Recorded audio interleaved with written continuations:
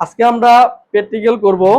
সেই প্র্যাকটিক্যালটা হচ্ছে খাবার সোডা এবং কি HCl হাইড্রোক্লোরিক অ্যাসিড বিক্রিয়া করে যে আমাদের কার্বন ডাই অক্সাইড উৎপন্ন হয় সেটা আমরা শনাক্ত করব।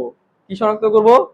যে আমরা খাবার সোডা এবং কি HCl বিক্রিয়া করে কি উৎপন্ন হবে, কার্বন ডাই অক্সাইড উৎপন্ন হবে, সেটা আমরা কি করব, শনাক্ত করব বিক্রিয়ার মাধ্যমে বা একদম প্র্যাকটিক্যালে, ঠিক না? সেই জন্য আমাদের কি কি লাগবে? HCl অ্যাসিড লাগবে, আবার কি লাগবে? খাবার সোডা লাগবে। এটা কি? খাবার সোডা। এখন উপকরণ কি লাগবে? আমাকে টেস্ট টিউব লাগবে এবং কি লাগবে? একটা ডপার লাগবে, ঠিক না? এখন তো প্রথমে আমরা কি নিব? খাবার সোডা নিব। কি নিব? খাবার সোডা নিব।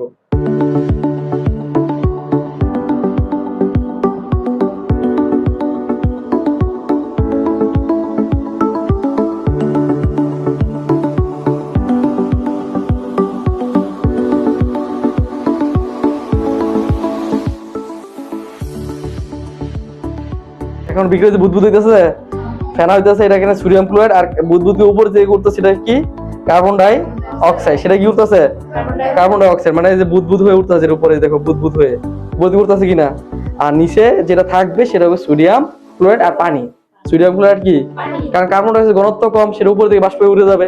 আর পানি এবং সোডিয়াম ক্লোরাইডের ঘনত্ব বেশি, সেজন্য নিচে থাকবে, তলানি থাকবে। ঠিক আছে? এখন দেখো আমাদের পুরো কার্বন ডাই অক্সাইড পুরো বেলুনটা কি ফুলে গেছে।